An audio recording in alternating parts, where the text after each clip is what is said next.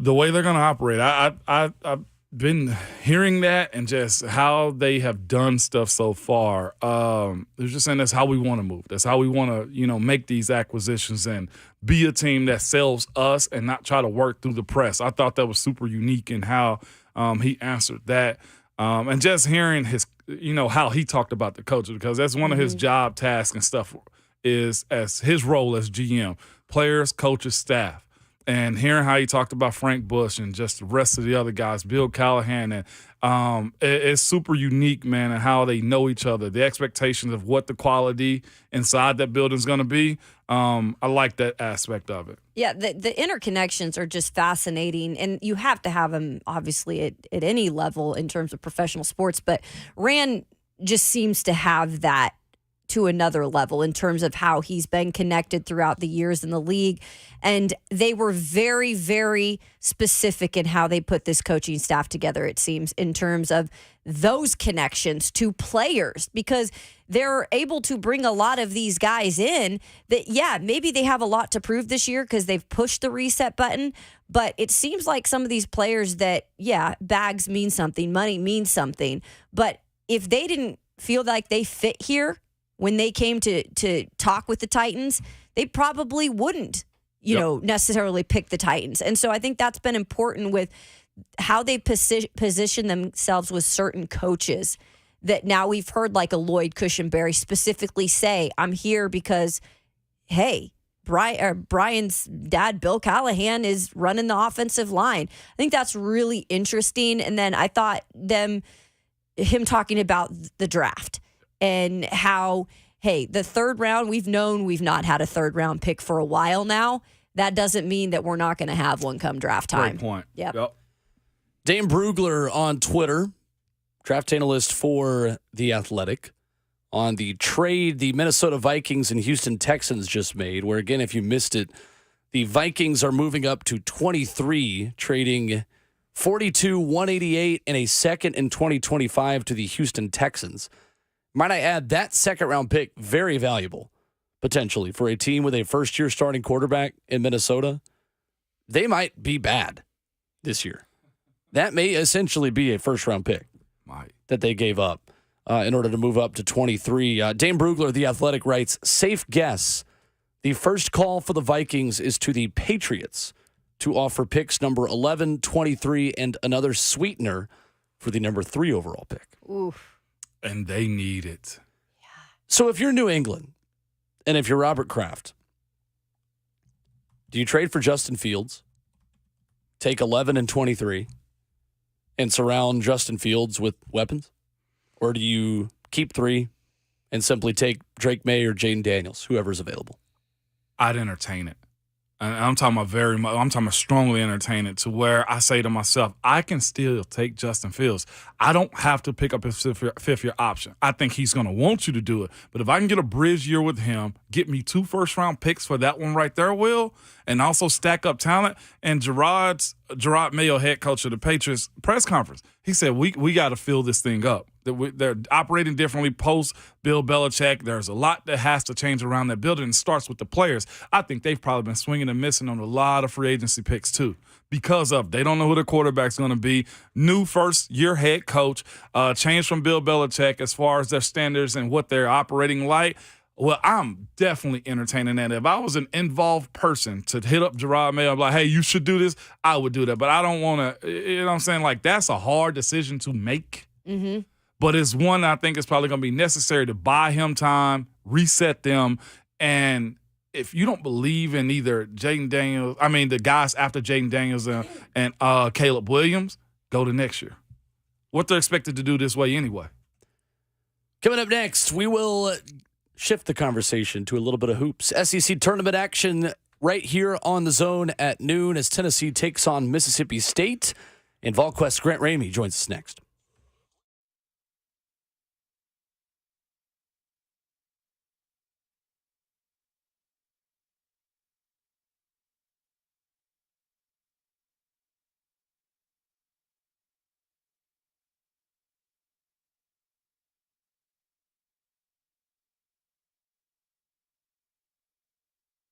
It's a big Saturday night in Smashville as the Preds continue their march towards clinching a spot in the playoffs on Saturday, March 23rd. That's next Saturday. You can see the Preds take on the Detroit Red Wings at 4 p.m. at Bridgestone Arena. Plus, join the Preds for Ford Military Week honoring active and retired military heroes. You can get your tickets for that game at NashvillePredators.com/tickets. Go ahead and get those. Next weekend will be a great weekend to check them out. But also never miss any games when you secure season tickets too, which just went on sale for the 24-25 season. This year, the Preds are giving you a jersey with your tickets, plus a ton of other great benefits. So lock in those seats at NashvillePredators.com/season tickets.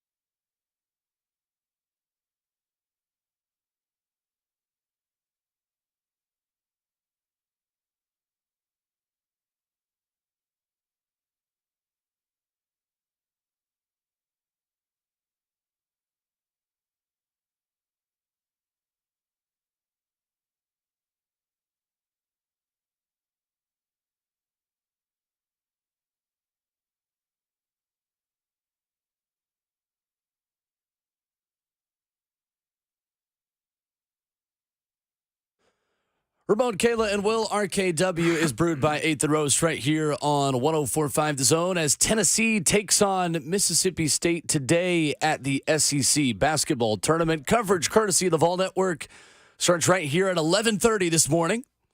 And joining us to discuss that, he is our very good friend, Grant Remy of VolQuest and On 3. Good morning, Grant. How are you?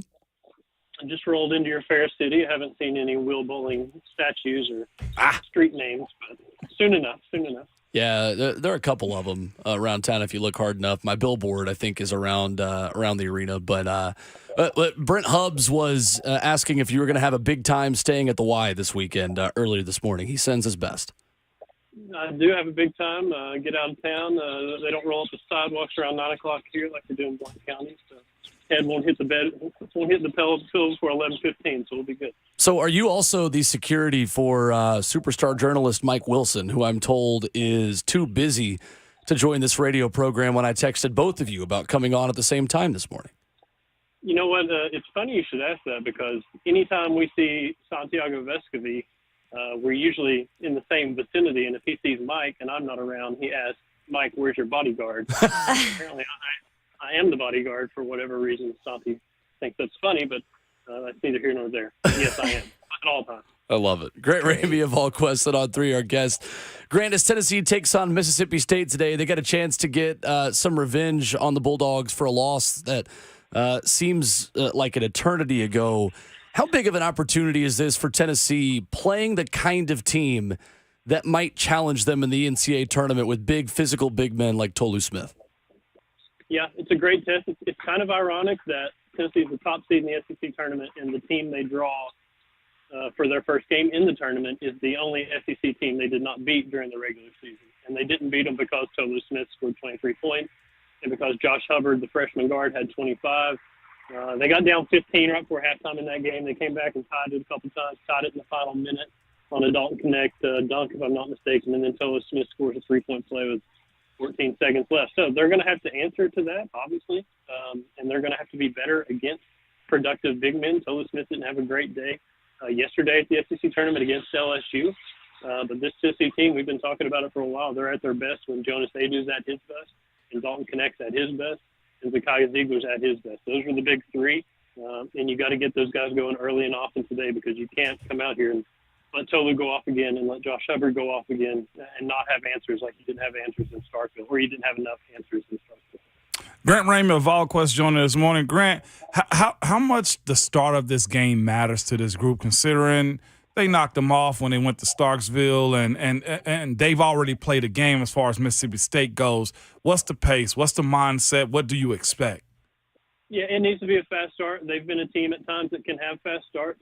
We've seen it a few different times, and they're a different team when they do get off to a fast start. And it should be a home crowd, obviously, in Nashville with Tennessee fans today and feel more like at home than it was, obviously, at the Hump in Starkville in January. So they're going to need to get off fast starts, get the crowd involved, hit some shots, get some confidence, kind of go from there. Slow starts, getting a hole. You don't want to dig another 15-point hole and try to climb out of it against this team because it's just hard to do that, especially in March when games kind of shorten up and things get a little, nervy, I guess. And speaking of nervy, that's exactly where I was going. When it comes to them playing in a neutral site right now, and it's still a neutral site for the Vols also, different arena.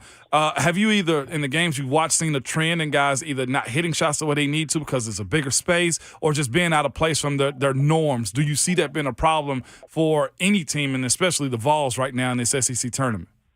It's a problem if you let it be a problem. The teams that have the most success this time of year are the fearless teams, the teams that aren't playing tight, that aren't playing, nervous, scared, that are playing loose. And I think the Tennessee team feels different because of the offensive firepower they have that they haven't really had in the past. I mean, I asked Rick Barnes that a couple of days ago. Does he sleep better at night knowing he has the best scorer in college basketball on his team? And they don't just have to rely strictly on out defending other teams. Their defense is going to carry them, and you hope somebody goes off. It's a different feel with this Tennessee team. And if you're going to show up in the postseason and you're going to play well, you better play loose, you better play confident, and you better make it feel like a home game regardless of where you're at. Grant Remy of VolQuest joining us on RK Dub ahead of today's SEC tournament. When it comes to the opportunity for maybe an individual player to get hot. And we'll see how far they go. It doesn't really matter. They won the regular season. But who would be a player you'd say it'd benefit them to get hot? Santiago Vescovi. He's not the same. He's not, let's see, how do I say this? He's not, they don't have to have him be the same guy he's been in the past. The offense doesn't run through him like it's ran through him in the past. Obviously, you got Dalton Knecht. He's the best scorer in college basketball. The offense goes through him. And Jonas and Zakai, too. That's their big three. But if Santi can see a couple shots go down early and get a little bit of confidence back, he needs to stop being so hesitant at the three-point line, in my opinion. Too many drives and too many times where he gets the ball in rhythm and a decent look at the three-point line, and he, for whatever reason, doesn't shoot it. He's too good of a shooter. He hit 102 three-pointers a couple seasons ago. Only him and Chris Lofton have hit more than 100 threes in a single season, so that's the guy he can be. I think they just need to get him back to where he hits a couple shots, sees a couple go in, get a little bit of confidence back, and he's a guy that, the offense doesn't go through him, but if he could hit 2-3 three-pointers a game this time of year, that's huge, and if they could get him going, that would be a great development in the next couple of weeks. A different look now in the postseason. I remember last year, no Zakai Ziegler, and I know how big of a difference that can make this year, having him back and healthy. What can he do in terms of just what he can bring to this team come March? It's kind of cliche when coaches say, like, heart and soul. So he really is the heart and soul of this Tennessee basketball program, and he's so good on both ends of the floor. I mean, he's 5'8", 5'9", and he's the SEC Defensive Player of the Year. And he's been here 3 years, and he's a 3-time selection on the all-defensive team. And this guy is just passed right out a year, I guess, out of ACL surgery, and he's averaged career highs in points and rebounds and assists and steals and field goal percentage and three-point percentage. He's not only come back from the surgery, he's playing the best basketball of his career, and he's so good on both ends of the floor. And everybody likes to talk about how March is the time of year where guards take over and you need those veterans in the backcourt. And it does. It feels completely different. As soon as he went down last year, it felt like, all right, season, whatever hopes you had are out the window because you don't have Zakai Ziegler. Now they've got him, and he's playing his best basketball of his career, and it's a huge advantage for Tennessee. Grant Remy of VolQuest on 3, our guest. In this Tennessee game today, Grant, Tennessee has a quad one opportunity against the Bulldogs. UNC has a quad one game against Pitt in the ACC tournament semifinals. If Tennessee wins the SEC tournament, are they completely locked in to a 1 seed, in your opinion? If Tennessee wins the SEC tournament and is not a number 1 seed, even if North Carolina wins the ACC tournament, I think you should never play in the SEC tournament again. Yeah. I think you should take your ball and go home. I think if they get to Sunday, they're going to be hard to beat for a 1 seed. North Carolina's biggest advantage is the ACC tournament championship game is Saturday night. The SEC tournament championship, obviously, is Sunday at 1 o'clock. And it feels like the bracket is mostly put to bed by Saturday night and almost finalized by this committee. And Joe Lunardi has said in the past that these Sunday championship games don't matter. I think they have to matter this time around because Lunardi himself said North Carolina and Tennessee are in the closest battle for a 1 seed entering, Selection Sunday weekend that he's seen. So it's going to matter. Tennessee's got to keep winning. And I don't know if Tennessee has to get to Sunday. I think it depends on what North Carolina does. But I think if Tennessee wants to lock it up, I think they need to still be in Nashville playing basketball on Sunday.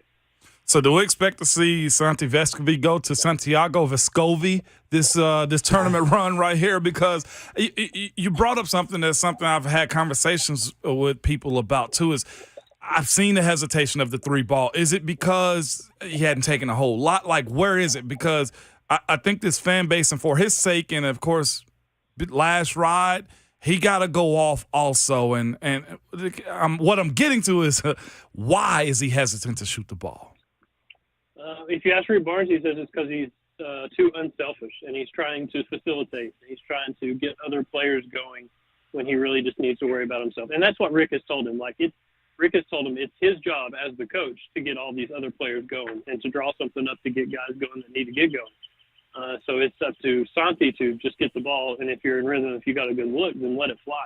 So that's what Santi's got to do. That's what he's got to get back to doing. And I think that's been the conversations. I mean, Rick talked about Saturday night after the Kentucky loss, like he sat Santi down at some point before they left the arena and just get back to being you and let it go, which to me, let the 3-point shot go and shoot it with confidence that you should have. Grant Remy with us here, a VolQuest on RKW. Grant, when it comes to just any deficiencies at this time of year, and you can pick every team apart, but what's one thing this team needs to really clean up ahead of March Madness that could get them in an early bounce? Foul trouble at times has been problems. I mean, Jonas Adu and Tobey Walker can't pick up 2 fouls in the first 8 minutes like they did against Alabama in Tuscaloosa a couple of weeks ago, and Josiah can play the 5, and they can go small ball like they haven't been able to do in the past. But I think foul trouble can be an issue just because it can change so much. And this team isn't necessarily all that deep in the post. Like Tobey and Jonas have done good things, but they've also been prone to foul trouble, and you don't have really much behind them besides a couple freshmen and moving Josiah to the 5. So I think you got to stay out of foul trouble. Grant, if Tennessee is a 1 seed, who is the 2 seed you think they would match up the best against, or vice versa? If they do end up getting that 2 spot, who do you think they would like to see, and who do you think they matchup-wise need to avoid? I think the 1 seed, or the 2 seed they'll get if they are a 1 seed is Arizona. Right. I think they'll be out in the West region. Honestly, I haven't really looked beyond the 2 seed line with whoever passed Arizona, because that's the only team I've assumed that Tennessee would get. And Arizona, Tennessee's kind of had some history here in the last couple of years, but they look pretty human. At least they look pretty human when I watched them at USC Saturday night. So I think that's the 2 seed they would get if Tennessee was a 1 seed. And I think matchup-wise, that's something that you would want, even though you're going out west and you're probably going to be playing in a bracket with a bunch of West Coast teams, or out west teams wouldn't necessarily be to your advantage, but you'd still take that 1 seed if you could take it. Grant, just off the beaten path just a little bit, because it was breaking news during the SEC tournament, man, were you somewhat shocked by Vanderbilt's decision to move on from Stack and just how, that process has to begin now for them finding a competitive coach to keep them relevant in the SEC race? No, I wasn't shocked. I mean, to be honest, I would have been more shocked if they brought Jerry Stackhouse back, just because it felt like he kept coming back for 5 years and the same thing was happening, where they didn't have enough talent and they didn't have a roster that could be competitive in this league. Rick Barnes says every single time he talks about Jerry Stackhouse, he runs good stuff, but you better have some talent to run that good stuff. So I don't know where Vanderbilt – I don't begin to know where they go in terms of a coaching search or who they're going to hire, but the X's and O's that Jerry Stackhouse had and the offense that he can run is pretty valuable, but you better get somebody in there that can get you some talent and can execute in the NIL and transfer portal era and rebuild quickly. And Grant, I was going to ask you about that. If there's any chance Rick Barnes, if there's an opening on his staff, goes to Stackhouse as an option, as someone who he always literally has said since day one runs good stuff. Any chance he'd want to bring him over to Knoxville? I think if Rick Barnes could get Jerry Stackhouse as an offensive analyst or something, he would crawl to Nashville to do that. The problem is I don't think Jerry Stackhouse is going to be interested in being an analyst for anybody. I would assume Jerry's more a G League or try to get on the NBA bench or something like that. But, yes, Rick Barnes, he loves him some Jerry Stackhouse and Jerry's offense and the X's and O's and all that stuff. He would love to add that to his Cincy staff if he could. You had me for a second, Grant. I was like, whoa, we got a connection here. And then you said, absolutely not. Come on, Grant. You can't do that. I'm very optimistic. That's my personality. Very all that stuff. Speaking of, Grant, as the Chicago Bears fan and expert as you are, what in the world are you guys going to do with Justin Fields? They're going to trade him at some point. I don't know what they're going to get back for him. I don't know if they're going to have to wait until July or right next to training camp starting, or somebody's going to lose a starter during the preseason or something. I don't know. They'll find a way to mess it up is all I know. Whether they draft at number 1 or trade down to 2 or 3, they'll somehow get the one quarterback in this trio that's going to be the worst out of the bunch. And everybody's going to say you could have drafted this guy or that guy. It's going to be Patrick Mahomes 2.0. God, no, Grant. It's hard out in them Chicago streets. You should hear. You should see the texts in my group text with Grant and Mike, as we are all 3 long-suffering Braves fans before the Braves won the World Series, about the way we would all talk about Braves baseball going into the playoffs. If you think that's bad, right, Grant? Yeah, and the thing is, I swore in 2021 that if the Braves won a World Series, they could go 0-162 for every season that I have left to watch. How quickly I went back on that and got mad the next time they lost in the LDS. I know. Oh, my. I'm with you. Real quick, Grant, have you ever seen a question as weird as the one Kim English was asked, former Tennessee assistant, yesterday when he was asked in a press conference, girls ask me to ask you if you are single. There's a term in hockey circles called a man rocket. I think that's the perfect way to describe Kim English. I mean, we knew about Kim and what the ladies thought about Kim when we went to Columbia, Missouri a couple of years ago, and there's ladies in the first row dressed in shirts that say Cougars for Kimmy, which apparently dated back to his playing days at Missouri, and they had to, because he was on Tennessee staff obviously at this time, so they had to come back out the Cougars for Kimmy, and I guess get another look at Kimmy. But I don't think Rick Barnes is going to be getting asked that question. You never know. Hey, there's the Golden Bachelor. And I would imagine that Kim English is, honestly, he could just be the normal bachelor. He's young enough. I mean, how real do you think, I know I'm taking this serious again, and I apologize for asking a serious question, but do you think Tennessee's interest in him will be genuine when Rick Barnes does retire? Not that that's, imminent, but it just feels like talking to people that everyone just assumes Kim English is the first phone call.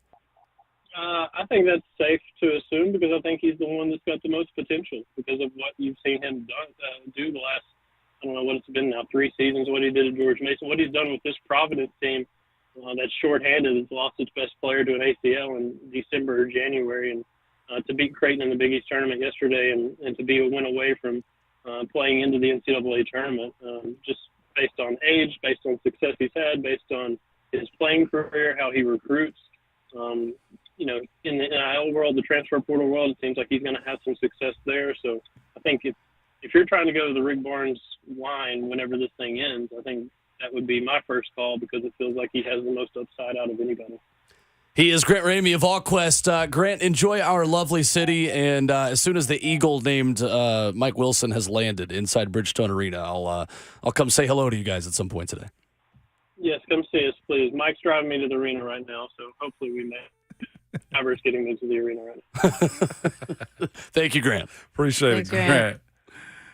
All right, there he is. Grant Remy with us here this morning. If you missed the exact questions, and again, I hate asking about who the next head coach is going to be, obviously, when Rick Barnes and Tennessee are playing in about 2.5 hours. But I brought this up because of the question that was asked last night, and I feel like it is something Tennessee fans like to speculate on, of kind of who the coach in waiting is.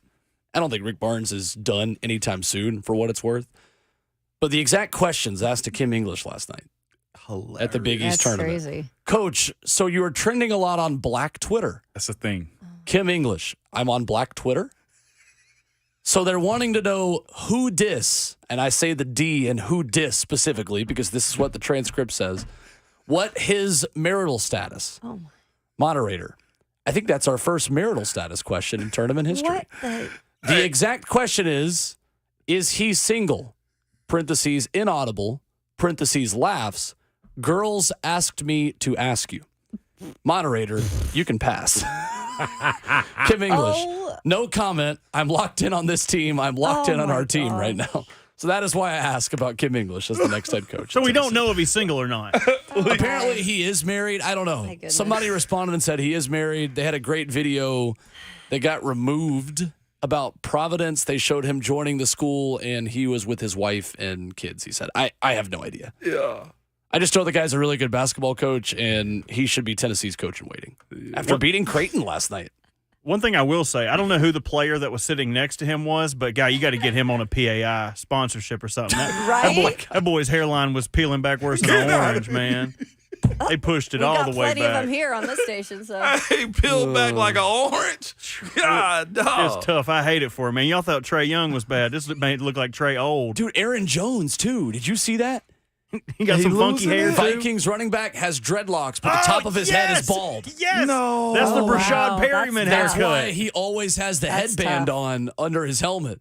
So he took off his hat at the Vikings press conference, and the top of his head is bald, but he has that is not dreadlocks. funny. Get out of here. Well, you just said at the station we got a lot of PAI people. Well, I said advertisement. I said endorsements, not people. Hey, I'm about to say, you better clear that up. No. We are in Endorsements. a hairy We're giving situation them out here. to wrap up the show and wrap up the week. We'll give you what Rand Carthon said this morning on our show about Derrick Henry next.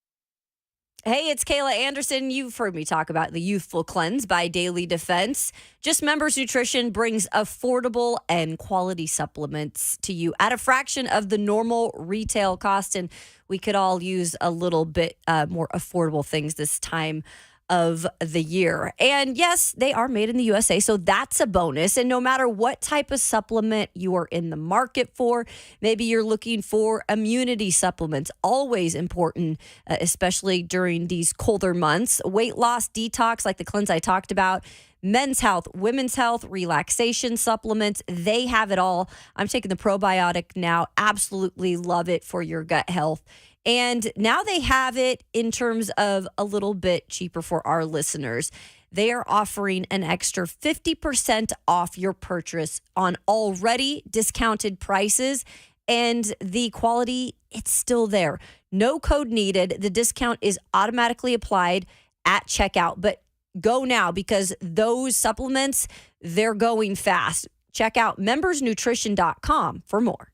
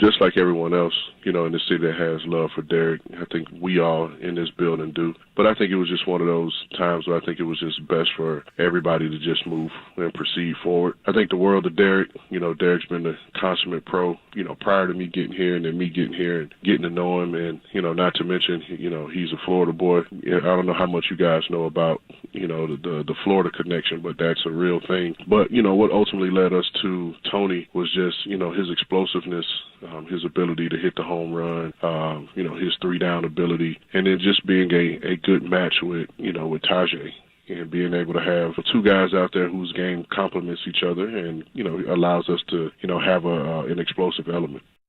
That was Titans general manager Rand Carthon with us earlier this morning. A lot of love for Derek, but it's Tony Pollard's season in the backfield with Tajay Spears. If you missed that conversation with the new Titans GM, you can find it wherever you download podcasts right now. We're Bud Foster, Kayla Anderson, Will Bowling, wrapping up the show. Micah in Nolensville. What's up, Micah? All right, guys. So the Vols, they're playing today against Mississippi State. Where is the energy? All right, so Friday, we're playing at 12 o'clock. The Vols are preparing. This is game one.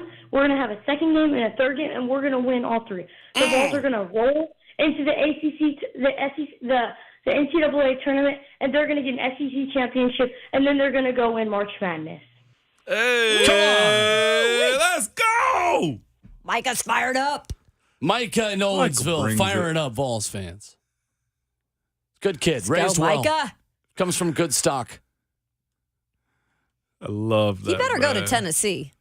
I think he's a Vol in him, man. Yeah, I think he got it for sure. Better go there. Yeah. I was that age. I knew I was going to go to Tennessee, too. Yeah, some of us know. I believe that. Chris in Clarksville next. What's up, Chris? Hey, guys. How we doing this morning? Great. Good morning. Awesome. I don't know if I can follow Micah's fire, but I'll try. But I'm gonna switch gears when it comes to the NFL draft. I think just kind of I'm just gonna go ahead and put my tinfoil hat on for a second, so y'all bear with me for a second. But I think this Calvin Ridley signing to the Titans is going to have bigger effects on the top of the draft than we think, because with Ridley being signed by the Titans, the Patriots are now focusing on is now going to lean more towards receiver in the draft. What would you guys think if the Patriots, instead of taking a quarterback at 3, they trade for Justin Fields, like y'all mentioned earlier, but instead of trading with the Vikings, they take Marvin Harrison Jr. at 3, and then the Cardinals sitting there at 4 without being able to take MHJ, they trade with the Vikings and are able to get those 2 first-round picks, and then the Vikings can get either Drake May or Jade Daniels. I'll hang up and listen. I appreciate it. Thanks, Chris. Woo! It's a good question. I think Minnesota might have their eye on Drake May at number 3 as well. Mm-hmm. Yeah. You give up a lot of capital. You give up 11 and 23 to go to 3, plus probably something else. And Minnesota really feels like this is their quarterback. Whoever they're eyeing right now, they're like, that's who they believe it is. I don't think they think that this one's okay or this one's okay. I think they have their eye on one in particular, and we'll see with that very exact type of scenario. That's a lot of motion right there. It is. Slow motion for me, no. He did say, let me put on my aluminum hat right here. You thought that one through, my brother. You need to probably be in somebody's front office giving this stuff away. 615-737-1045, the final call for phone calls. Lonzo, our resident Mississippi State fan in the chat, says, poor kid going to be crying this afternoon. Oh, wow. Lonzo's already out at his trash talking. Look at you. Ramon has nothing. I mean, you're going head-to-head with Lonzo today. Who? Who, he says. Who? The quote from Rand Carthon today that is making the rounds on social media, as I look for it, there it is, was asked about how he was able to stay under the radar for the Calvin Ridley signing. Said, I don't know if it was a poet by the name of Dwayne Carter or Will Bowling, but real G's move in silence like lasagna. And he said, as we say, this was G14 classified. Yeah, I loved that. If you don't get the reference, you don't pronounce the G in the word lasagna. So you move in silence like it. And Yes. Dwayne Carter's also Lil Wayne for the people that were like, who is Dwayne Carter? 6 foot, 7 foot, 8 foot. 9. Yes. It's not the, yeah. I was about to go further. Let me leave that alone. Excuse my charisma, Ramon Foster. We go to Zach, who is calling from Tootsie's this morning. Hey, wow. How many brews we in? What's up, Zach? And Zach's gone. Oh, shoot. I wanted to hear the background. I wanted to hear how poppin' it was Never at mind. Tootsie's. Dang. Zach, you were that it, Zach. close. Disappointed you were us. That close. Just a bit outside. Just a bit outside. 2-1. How the heck is he listening to us at Tootsie's? The app. Put in one AirPod and Yeah, just I guess. let it roll. Or you could be not listening and just viewing the show on Twitter. Tootsie's Yeah. might have us on the TV screens. They better. Yeah. That's all I'm saying. They better have us streaming. Yeah. Tennessee win today? Yeah, they won. Mm-hmm. They won. Do they beat Auburn tomorrow or South Carolina? Ooh. I want to see Auburn. Thing is, they're good enough to beat either. They are. Yeah, of course. Oh, yeah, sure. That's the thing about it. I think it's a do you want to type of week. Yep. For them. And that's sad to say, being that how we heard Grant Remy said the SEC tournament and almost all these conference tournaments have like, well, what are we doing here type of feel. Does Tennessee win the SEC tournament or not? No. Yes. I'm going to go yes as well. Yes. I don't think they're going to. And which is not a bad thing. Yeah, it's not. Monday morning, we'll have all the reaction to where Tennessee is headed in the NCAA tournament. We'll have Tyler Dunn from GoLongTD.com talking NFL free agency. We'll see how else Rand Carthon moves this weekend. What else our general manager Frank can cook up. Keep it cooking, Rand. For the Tennessee Titans fan base. Ramon Foster sent us home. Hey, man. Hey, be safe this weekend, man. We had Trooper Bill call in earlier, okay? If y'all going to do that, have somebody driving that's sober. But at all times, man, your Twitter fingers and your mic is always hot, baby.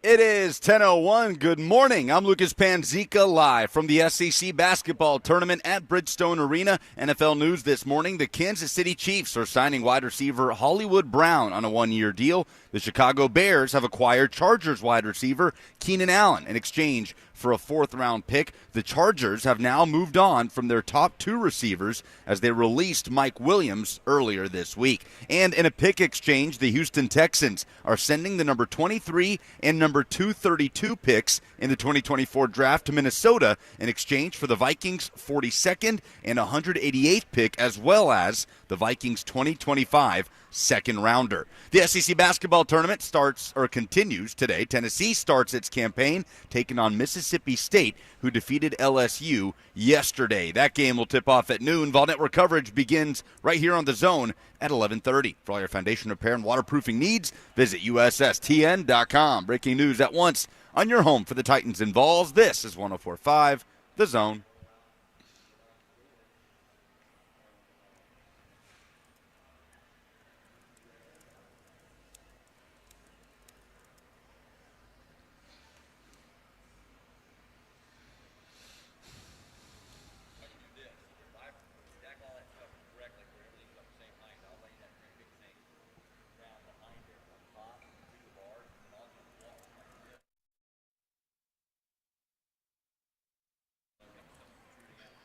Good morning.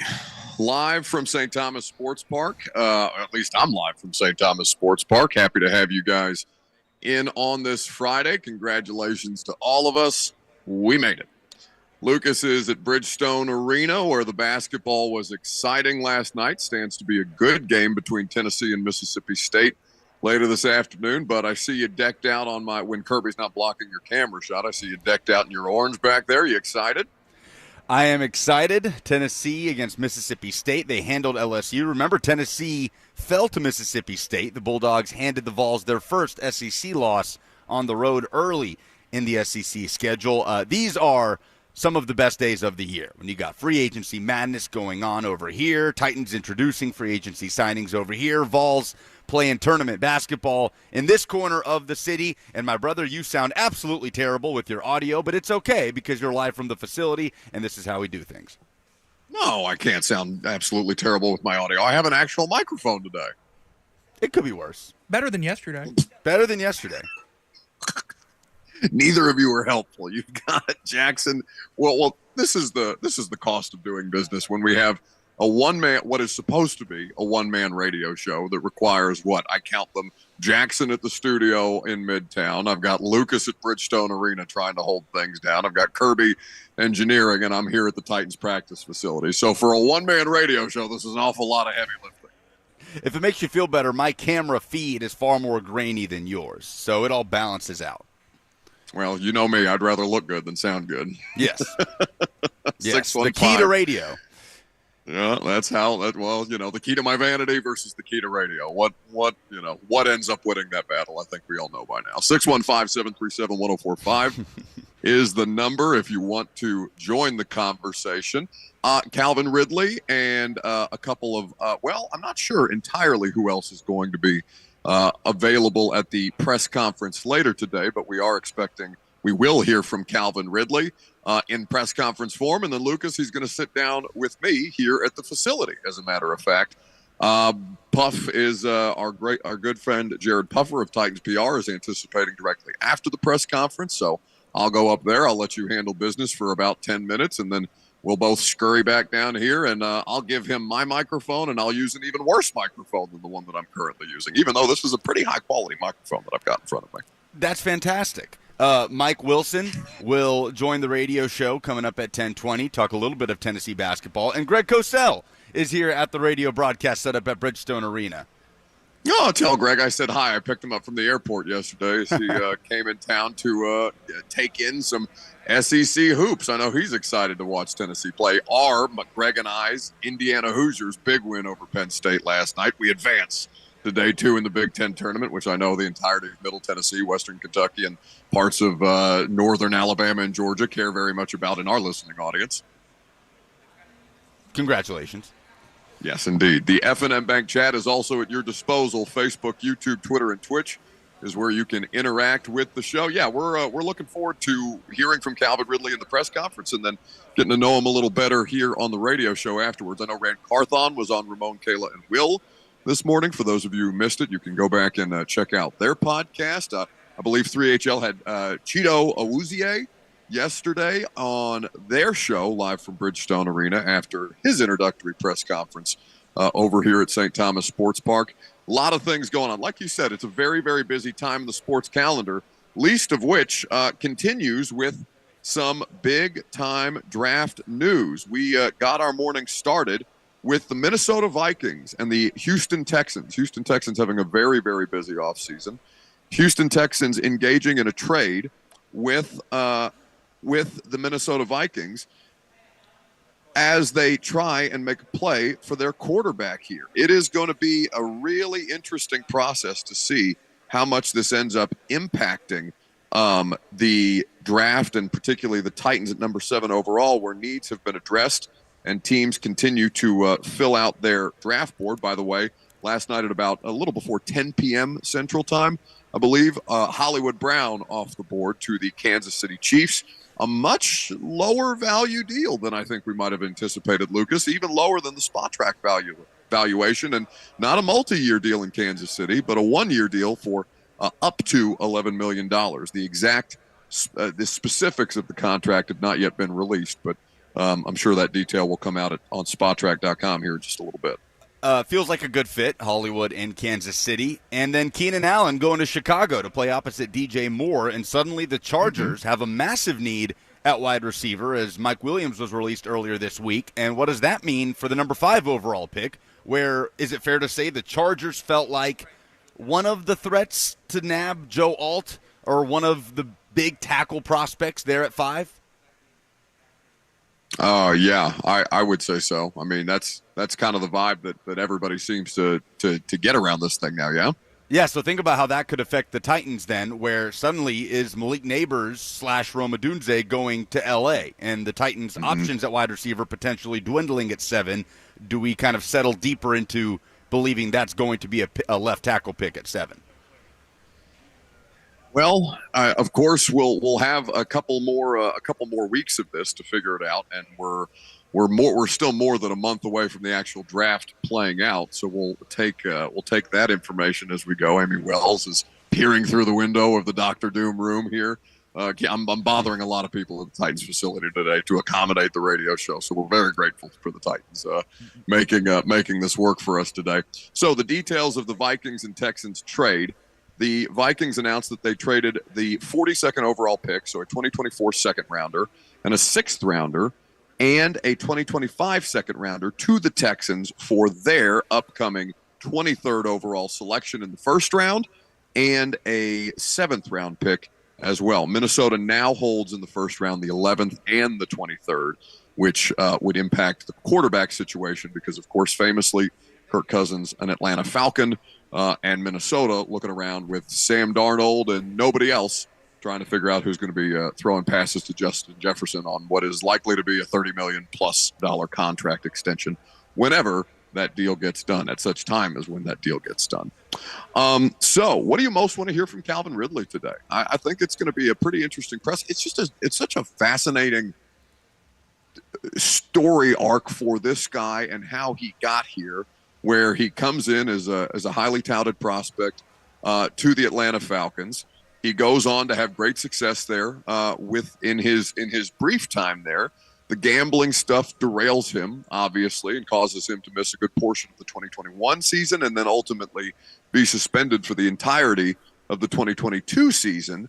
And then he rebounds in pretty solid fashion, over 1,000 yards, 8 touchdowns, receiving for a Jags offense that did underwhelm, and it wasn't as clean as I'm sure Jacksonville fans would have hoped for, or many people who were interested in seeing Jacksonville take a step forward might have hoped for. But it still results in a pretty the outcome for Calvin Ridley is the 4-year, $92 million, $50 million guaranteed contract, of which we have details now as far as his cap hit goes and the structure of the incentives, courtesy of SpotTrack.com, that was released yesterday evening, I do believe. I I'm wondering what the most, and I don't know whether he'll be asked this in the press conference, so I'm probably going to stay pretty quiet during the press conference and keep some questions that I have for him to myself when we sit down with him at some point during the radio show today after his press conference concludes. But I'm just curious to know what the hardest part of getting back into football has been. That for him to play all 17 games after missing an entire year, and of course, you stay in good physical condition, you continue to train, but we all know how the cliche goes. There's the only way to get in football shape is by doing the act of playing in football games. It's the reason that last year, for example, just to run it through a Titans prism, Traylon Burks was made active. Kyle Phillips was made a healthy scratch as they tried to ramp Traylon Burks up after the injury, which of course drove Titans fans insane. I think that was maybe a week or two after Kyle Phillips had led the team in receiving in a previous contest, and then all of a sudden they couldn't get both of them out on the field because, of course, you can debate the merits of just playing wide receivers for the sake of wide receiver or playing wide receivers who bring special teams value. We don't have to relitigate that whole discussion. But what the hardest part has been from him mentally, physically, emotionally, I'm sure it's all of the above to some extent. But we'll carry that press conference live for you at 10:30. So Mike Wilson is going to sit down with you live at the SEC tournament coming up next, Lucas? He will. Coming up in the next segment, we will carry it right up until the start of the Calvin Ridley press conference. But, yeah, just get a feel for the mindset of this Tennessee basketball team, because doesn't it feel like our whole conversation about Tennessee and the SEC tournament has been, yeah, see if you can win it. If you can't, no biggie. I'd be curious as to what the boots on the ground perspective is. So we will get said boots on the ground perspective with Mike Wilson for a couple of minutes, and then we will carry the Calvin Ridley press conference with you.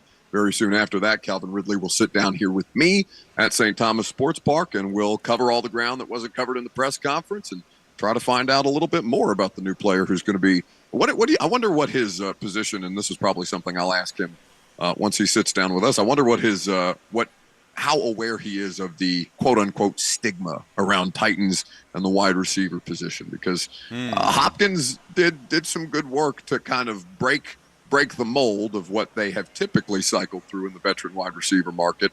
But, it's really just been D-Hop and A.J. Brown since Derek Mason and Drew Bennett were out here doing it for the Titans. And Calvin Ridley has a considerable amount of expectation on him, of which I'm sure he relishes. So we'll hear from Calvin Ridley here in just about 15 minutes, but immediately coming up next, Mike Wilson will talk some SEC hoops, some Tennessee basketball, Mississippi State coming up right here on 104.5 The Zone. We'll carry the Ball Network broadcast starting at 11:30 a.m. today, an abbreviated show for us, but that's fine. We got a lot of stuff to talk about. I'm Buck Reising. It's 104.5 The Zone.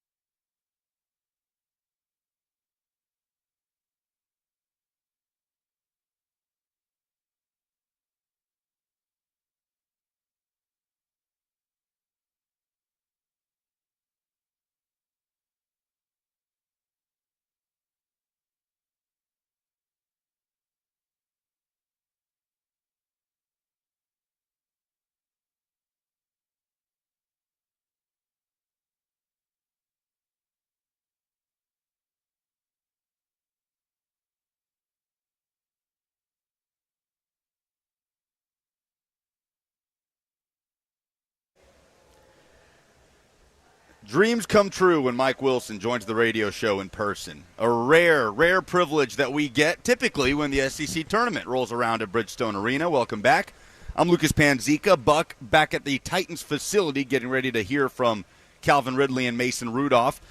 Mike Wilson of Knox News joins us on 104.5 The Zone. Good to see you, man. You too. I'm a little disappointed that I'm not important enough for Buck to show up. That feels like a slap in the face, but what else do you expect from a Hoosier, right? Not many people are. What else do you expect from a Hoosier? Big win last night for them. We'll see if the Vols can match that today against Mississippi State, who kind of handled LSU yesterday. So the conversation around here has been interesting in that it's largely been, try to win the SEC tournament. Championships are a good thing. You just won the regular season.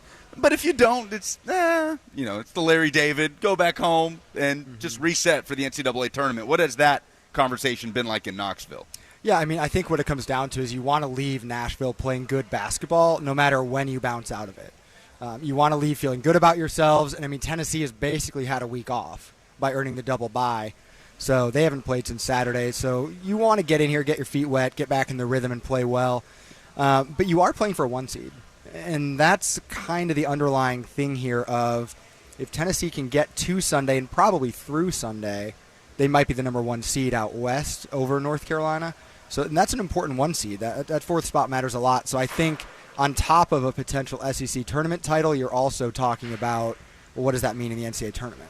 So when it comes to the discussion between 1 seed or a 2 seed with maybe a better geographical setting for the tournament, you fall with the latter. I fall with the 1. I waffled back and forth maybe a month ago on which one was going to matter more if you want to be in Dallas or Detroit, so it's a little bit easier on travel, or if you want to be that 4th 1 seed. But the top 3 1 seeds are very good this year. I mean, UConn looks like a juggernaut. Purdue with those sophomore guards playing so well, juggernaut. And Houston's a problem for everyone they play. So I think if you can get that 4th 1 seed, your path to a potential Final Four in Phoenix is so much better because then you don't have to see any of those teams till Phoenix potentially instead of having to run into one maybe in the Elite Eight. So, yeah, I think you want to be in that spot for sure. 70-60, the win for Mississippi State last night against LSU here at Bridgestone. Mississippi State handed Tennessee its first SEC loss of the season on the road early in the conference slate. What do you remember about that game at the Hump and some of the things that gave Tennessee troubles that maybe could be revisited this afternoon? I remember a really bad first half for Tennessee. Dalton Connect had 2 points, scored 26 in the second half, and obviously hasn't stopped scoring at a crazy clip since then. Yeah. So I remember a really, really bad first half that kind of mirrored in a different way of how it was bad, but a lot like what they had at North Carolina, just where the first half was bad, but in a completely different way. Josh Hubbard, lights out shooting from 3, and Tolu Smith gave Tennessee major problems. And Tolu, I know, had an off game last night against LSU, but that's a guy who I think scored 27 in that first meeting against Tennessee. So I remember those two, Hubbard and Tolu Smith, combining for like 52-ish points.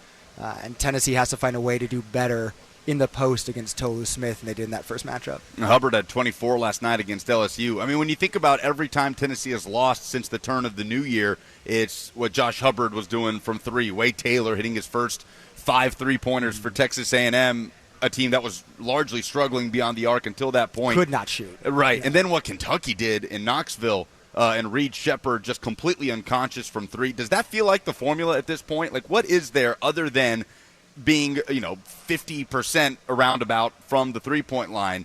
What is there other than that in terms of a formula of beating this Tennessee team? I think having a good big can be a thing. Tennessee is thin on the inside with Tobe Awaka, Jonas Adu. If those guys get in foul trouble, that's where Tennessee can run into problems. They've had to go small at times. They did that at Alabama, and it was successful at Alabama. But that's also a stylistic thing where Alabama plays into a way that you can guard that with a small ball lineup. So that's still that spot. And you saw that early in the year with the 3 straight losses because of Zach Edey, Hunter Dickinson, Armando Bacot, which might be the 3 best bigs in the whole country. So those were problematic guys. Tolu Smith was a problem. So that's been part of the formula. And then, more recently it's been when teams just shoot lights out. Yeah. And Kentucky can do that. I mean, the way that game went with Reeves and Shepherd, Justin Edwards was, I think, 4 of 7 from 3. Tip your cap. Hit 15 threes, shot 52%. So you're going to have a hard time winning some games when that goes on. Mike Wilson on with us on 104.5 The Zone, live from Bridgestone Arena, @ByMikeWilson. You can read his work on Knox News. Tennessee and Mississippi State tipping off at noon. Pregame Vol Network coverage here on the Zone at 11:30, as we are now taking you up until 10:30, where we will hear from Calvin Ridley from the Titans facility. Who needs an SEC tournament championship the most this year? This year, in terms of what? To feel good about themselves, NCAA tournament seeding, or what? However you want to stack it up. NCAA tournament seeding, getting into the NCAA tournament, just in terms of how the season has gone. Because I think about Kentucky and the struggles they've had in the tournament when this used to be an exhibition for them in recent years, and the way that they ended the season. It feels like Kentucky desperately wants to win this SEC tournament. But I don't know. Is that who you would go with? Tennessee, from a seeding perspective, yeah, kind of needs to win this. But I think it's Alabama, probably. Alabama did not close the regular season very well. Lost to Tennessee, lost Florida, I think was the one after that. Didn't look great in the finale against Arkansas either. So that's probably a team that needs to feel good about itself going into the NCAA tournament, because they just really did not play well late in the season. And obviously getting their full roster back. I know they had someone out for a bit there, and Nate Oates has been pretty vocal saying that Alabama would have won the SEC had they been healthy. So I think you probably want to see them play well in terms of them feeling good about themselves. If Tennessee is able to move on to the semifinals and beat Mississippi State today, what theoretically would be the better matchup, South Carolina or Auburn? So I talked about that with Grant Ramey this morning. Both are hard matchups, but for different reasons. Yeah. From a talent and skill perspective, Auburn, I think, is way better than South Carolina. But South Carolina is the only team that held Tennessee below 70 points in SEC play, and they did it twice. So I think from a matchup perspective, South Carolina might give Tennessee more problems than Auburn does. So I think you'd prefer to see Auburn, as weird as that is, 'cause I think Auburn's a much better team than South Carolina. But something about the way that South Carolina played Tennessee seemed to be a problem this year. It was interesting. That performance against South Carolina by Santiago Vescovi felt like it really encapsulated kind of the role he's taken on this year. I think he finished with 2 points, both of them from the free throw line. But he was fantastic, right, defensively, and what he was doing on offense, walling things off for Dalton Connect. All the intangibles that he's brought this season that will have Tennessee fans screaming on Twitter for him to be benched. But there's a reason Santiago Vescovi will not leave the floor for this team. What's the biggest reason for you, despite kind of the step back he's had to take from a scoring perspective? He plays winning basketball. Rick Barnes has talked about it. He makes more winning plays than maybe anyone in the country. The interesting thing is those winning plays don't involve points a lot. Yeah. And people don't see that. It's very easy to look at scoring, only see scoring. And now you don't want him going 0 for 5 from 3 like he did against Kentucky. You do want some scoring output. You want to see him be confident in his shot. But you don't play 30 minutes a game and not score without the coach saying you're valuable. If you're not scoring, you're not playing 30 minutes a game typically, but he does so much from an offensive spacing perspective, a ball movement perspective, the way he plays defense, his intangibles and his intelligence. I mean, we all saw the Alabama clip where he takes the clipboard. Yeah. And that's been my experience watching him in practice all year. Is this is a guy who could coach the offense if Rick Barnes was out sick for a day. He could easily slip in there and coach everything. So you want to see a little bit more scoring, but he plays winning basketball, and that's why he's going to continue to play so many minutes. It feels like his three-point percentage, 34%, it's certainly not up to his standards. It's the lowest in his career so far, but it just feels lower. It feels like every time he's gotten the opportunity for a big shot, they haven't quite gone in. I'm just fascinated to see what we get from Santiago Vescovi in the postseason this year. And that's a guy where at some point you might need to make a couple shots to win a game. Very well could be the difference between a win and a loss at some point in the postseason. So I think maybe from a Tennessee perspective, one of the things you want to get out of this tournament is seeing Santi get going a little bit offensively, or at least just settle in. Because to be fair, his role has been so different on this team. Going from being the number one option to 3 or 4 a lot of the time is an adjustment. Not having plays run for you, so not necessarily knowing when to shoot, but I think the Vols getting him going would be huge. If we're at that point in the year where you don't know how much more Dalton Connect you're going to get to watch, right? It could be 2 games, it could be 5 games, 6 games. It's just the nature of March. So how do you kind of encapsulate what you've seen from him given – let's go back to the news of Tennessee acquires Northern Colorado transfer Dalton Connect last offseason to now. How do you even encapsulate what that whole experience has been like covering it with a front row seat like you have? I've never seen anything like it. I covered Denzel Valentine at Michigan State, who was a National Player of the Year. I think he split most of the awards with Buddy Hield that year. Yeah. But I've never seen a player do what Dalton Connect is doing in terms of a team I've covered. Seen some of those guys on other teams that'll play to that level, but it's crazy. I've said before that before the season I made a bold prediction that Dalton would have 4 25-point games. Well, fella has 2 25-point halves, and I think 11 25-point games. I thought I was being bold at the time, so completely missed on that one. Underestimated it. It's been wild to watch. Such an elite talent and an elite scorer and shot maker do what he does night in and night out. That would be a bold prediction. That hasn't happened in the Rick Barnes era. No, I tracked all the 25-point games once Dalton started racking them up, and Grant Williams had a good patch in there, but what Dalton's doing is completely different. What's the biggest key for Tennessee today against Mississippi State? Stop Tolu Smith. Stop Tolu Smith. That's a guy who's given them problems his whole career. I'm a big Tolu Smith fan. I had him first team All-SEC. I think he was voted that, but I still think he's underrated. Just in terms of his production goes under the radar. He averaged like 18 and 7 this year or something like that. He's an awesome player. So Tennessee finding a way to limit him, I think, is huge.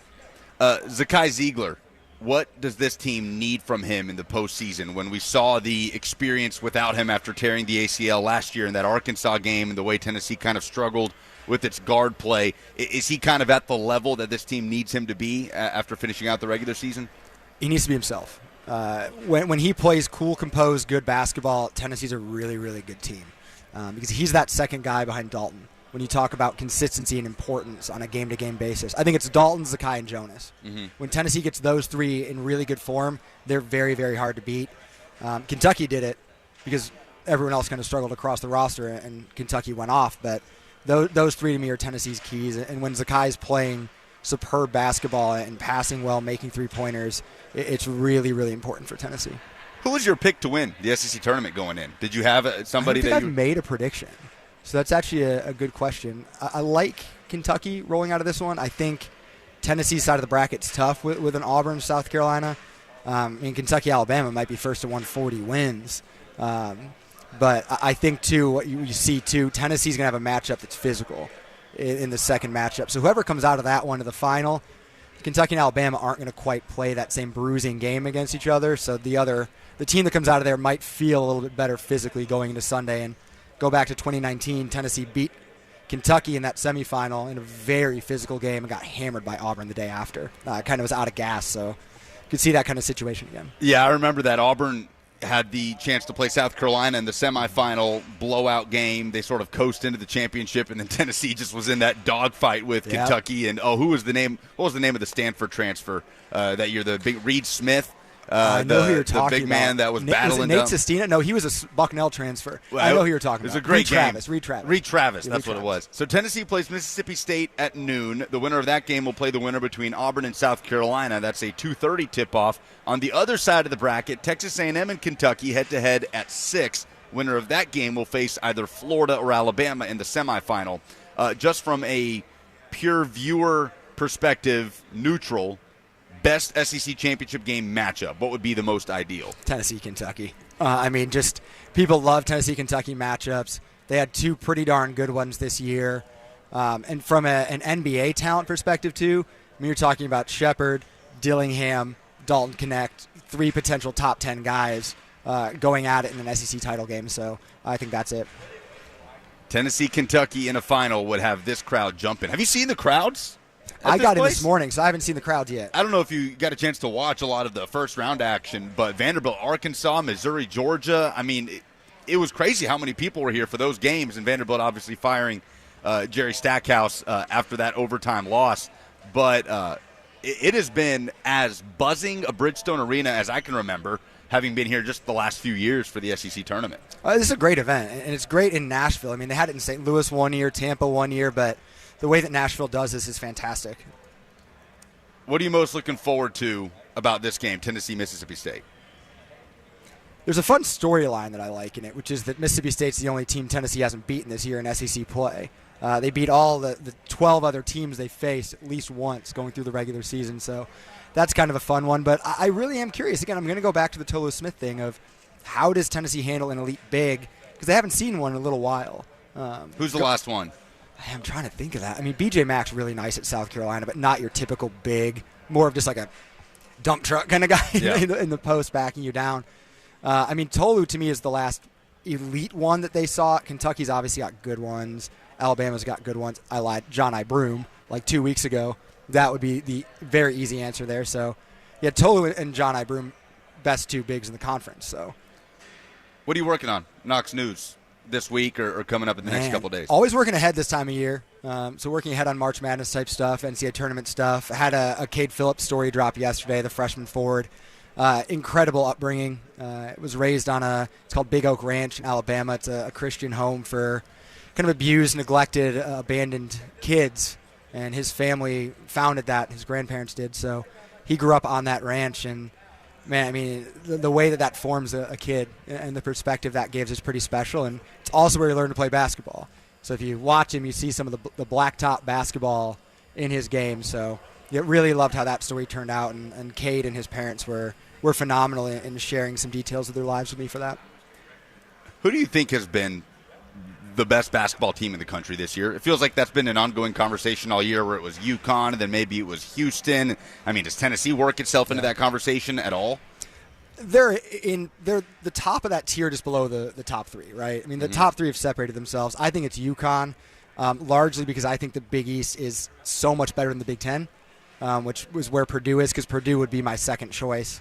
But what UConn did going through that conference, I've been watching a lot of the Big East tournament this week too, and those teams in that conference, it's a wild tournament to watch, conference to watch. So, yeah, to me it's UConn, but I mean Purdue's right there, not 1A, 1B, but pretty close to it. Where are we at on Purdue as a threat to win the national championship? I have no idea. Matt Painter feels like he has that similar sort of tournament bugaboo that Rick Barnes kind of carries around, but just with their style of play and the way that limitations have come back around to bite them year in and year out with Zach Edey in the lineup, like they could be the overall 1 seed, and I would have no idea what to make of them in the tournament.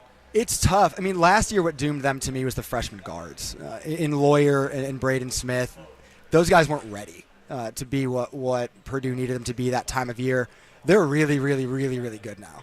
I mean, each one of those guys will go out there and drop 25 sometimes. And if they do that at the same time with Edey, good luck. I mean, that's 75 points right there between 3 players pretty much. I like that team. I think to an extent there's always a how is Purdue going to be officiated element of that. Zach Edey's game relies a lot on free throws, and understandably so. He's such a unique player. I don't think anyone knows how to officiate him. He averages 11 free throws a game. So from just a perspective of that, if Purdue gets a whistle that plays well, they're going to beat a lot of teams. But if it doesn't go that way, it might be harder, but I like that team. I like Edey. I like Lawyer Smith. Gillis and Jones on the wings give teams a lot of problems. They're deep. They're physical. They're old. So I think Purdue's got a shot to have a really good March. How many bids are we looking at right now for the SEC? Is there anybody that still needs to play their way in? Like I was watching the SEC Network broadcast last night of Ole Miss and Texas A&M, and there's kind of a thought that, okay, did A&M kind of punch their ticket last night, or would they have to knock off Kentucky again to do so? Like, is that sort of the straggler right now that we're looking at, Texas A&M? That is the straggler, I think. I think Mississippi State probably got in yesterday with their win, but both Mississippi State and Texas A&M would do themselves a favor by winning today. You probably put yourselves in the field with a win today because you notch a really good win if you beat Tennessee or Kentucky. So, yeah, both of those teams, but I think Mississippi State probably is in better standing right now than Texas A&M is because they just have some weird results kind of through SEC play. So, yeah, I would say you're looking at needing A&M, and that would give you 8, I think, if A&M got in. 8 bids. So you're talking about Tennessee, Kentucky, Alabama, Auburn, South Carolina. Florida. Florida we're saying is in. Florida's in. Yeah. I don't think there's any question about that. And Mississippi State. You would say that as well. Yep. And then Texas A&M. Yeah, A&M is probably that one that needs maybe one more win to feel really good about itself. Might be in anyway, but you don't want to leave it up to bid stealers and all that this time of year. Thanks for coming by, man. Love Appreciate doing you. it. Love doing it. At by Mike Wilson of Knox News is where you can find him on Twitter. Tennessee and Mississippi State tipping off at noon. Vol Network coverage starts here on The Zone at 11:30. Be sure and read Mike's post-game work after the matchup. But for now, we go live to Ascension St. Thomas Sports Park as new Titans wide receiver Calvin Ridley is meeting with the media for the first time. The teams that I could possibly be with, I know that I have a certain type of skills, and so I'm not, scared to go with the good or with, who's trying to be good. So I think, playing them twice a year, I was watching them and looking at, the things they did have. I know that D-Hop's here, and I know that, I want to play with another receiver on the other side that can, help me, do what I do best too. So I knew that they had that, and I knew they had a really good defense, and, they were upcoming and stuff. So I was looking into it, and, I really wanted to honestly be with the Jags. But, there was a lot of things that I wasn't working out for me, and then I think the Titans had that other side for me. So I chose the Titans. And obviously the money was pretty good. So I went with that, and, yeah, I'm here. When it comes to what you've seen from a young quarterback in Will Levis, somebody who you're going to have to build a lot of chemistry with, what have you seen from him early on and those times that you've got to see the Titans last season? What I'm most excited about that is, like you said, he's young. But I know he has a lot of arm strength. But he's young, and I'm a vet. And I feel like, when you're in that role, it'll be a little bit more easier for me to talk to him and communicate with him. Like, I'm not just trying to say, obviously you have a quarterback coach, offensive coordinator, and everybody, but I played this game for a long time, and I kind of have a good idea how to get open and put us in probably some good situations. So I'm excited that he's young and willing to learn, and I'm older, but I'm willing to learn too. So, and I think, that's a really good advantage for us because he has someone that's a vet and he's younger, so I think he'll listen to me. And I will get us in some good positions. So I will really get us in some good positions, and I think that's going to be, a really good advantage for me and him. What's your relationship with Nick Holtz, and how much did that play a role in? He had a pretty big role in it. Once, I seen earlier, obviously in the process, that he was coming to Tennessee, so I was like, oh, okay, cool. And then once that I heard, my agent was like, Tennessee, they're in the mix. I was like, wow, that would be perfect because obviously Jacksonville they got a lot of weapons over there, and sometimes when I was there, I was like feeling a little weird because I was always someone who wants the ball, and I want to crack the game off for us. I want to be the guy who's keep me into the game all game, and so I was like really like coming over here to I want to do my thing, take over. I want to bring this team, shoot this team through the roof, and any way I can to help. How did this thing kind of come off? It was kind of stealthy the way it came off. Everybody kept saying Jacksonville or New England, then all of a sudden you're agreeing to a deal here. Yeah, because I was traded from Atlanta, so there was like a little, third round or whatever. I had to wait till Wednesday basically, and once Wednesday hit, that's when all the teams started, I guess, calling me and my agent calling my agent. So once we got past that, and I've heard the teams, I really just broke it down to being more comfortable and what's gonna make me ball to the playing back to the level that Calvin Ridley should be at. And I chose here. I chose here. I just, like I said, I seen the plan, the vision. I broke it down with my family, and I said, hey, I ball anywhere. So let's go. You brought up the idea of kind of wanting to stay in Jacksonville for a little bit. What ended up kind of falling apart in the last minute that led to the Titans? Man, I'm a very honest person, so this interview is hard with me. I'm very honest. I'm a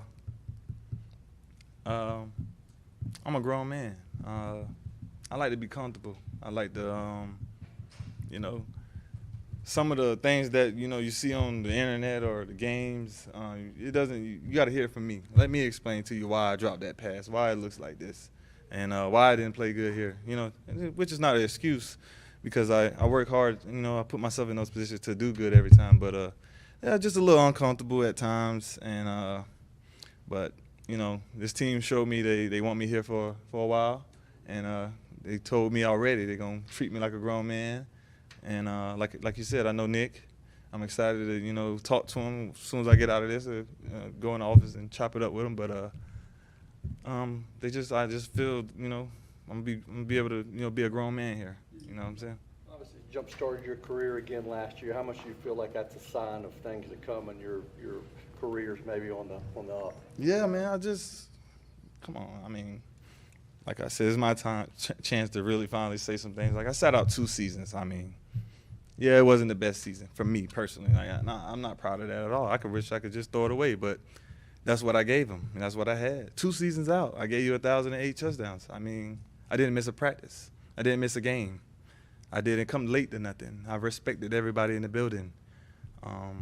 I look at it as a win for me personally when I have to think about it like that, because if I don't, I mean, I'm going to just think I'm a failure. And I did pretty decent with 2 years off. I did pretty decent. So I look at it as that, and from now on, I think I'm only going up because my work ethic is really good. I'm going to put the work in order to be good, and yeah, I think I'm only going up from here. 2 years off. I got my 1 year behind me now. Now I'm ready to take off. What does Calvin Ridley at his peak look like?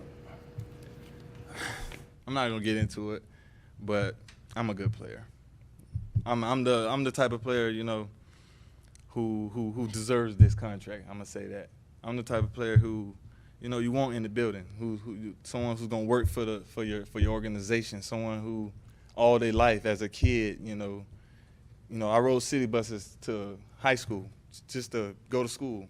2 of them in the morning, and then I would ride 2 of them after school just to go back to my mom's house. And then I would get on another 2 buses to go to another high school to watch them, just to watch them, because I'm already.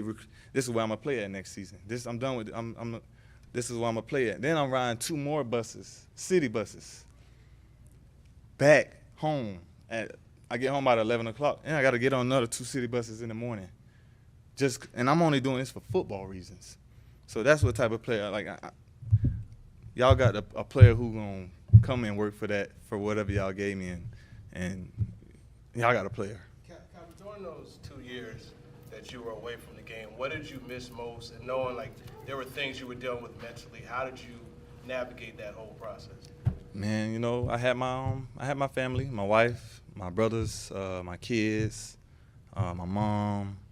I worked out as much as I could. I kind of just did the normal, honestly. I just lived my life. I mean, I knew that I was out for at least a year. I didn't know anything other than that. I worked out, like I said, every day, loved on my family. We did kind of the normal. What did you miss most about football itself? I missed a lot about football. It was hard to watch it. It was hard to watch it knowing that I should have been out there. And honestly, coming from me, I didn't think I did that much. I think if you would have sat down and talked to me, and we would have had a nice conversation with the NFL or whoever I had to talk to, I think y'all would have realized, like, all right, he's not gambling. He was gambling, but you know what I'm saying. He didn't do it the way that they think he did. It was just, he was going through some things, and if you would have chopped it up with me, and you could have. If you had a heart and you would have chopped it up, you would have been like, all right, we're going to give you 6 months. How about that? Instead of the year. So, but at the end of the day, it was, I did something. I got, I dealt with my consequences. And, it was really good for me, honestly. What can you learn from that, Calvin? Yeah. What do you think you learned from that time off of it? What did I learn?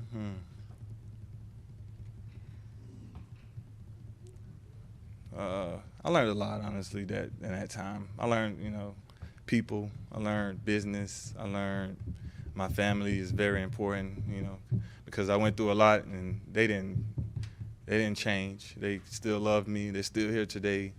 I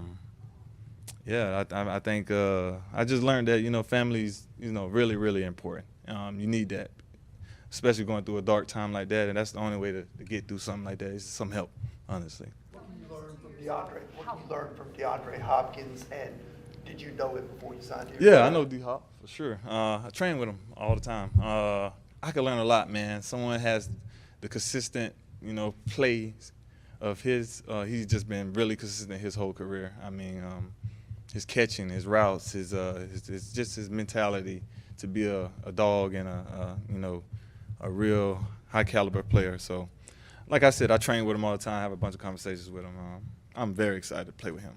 How big a deal is it going to be for defenses having to face 2 talented veteran wide receivers on the field at the same time? Yeah, I think it's going to be I think it'll be hard for sure. I'm going to make it hard as I can for sure for him. I think we have 2 different type of play styles, but we can mix it very well together for sure. Yeah, just a bunch of big plays I see.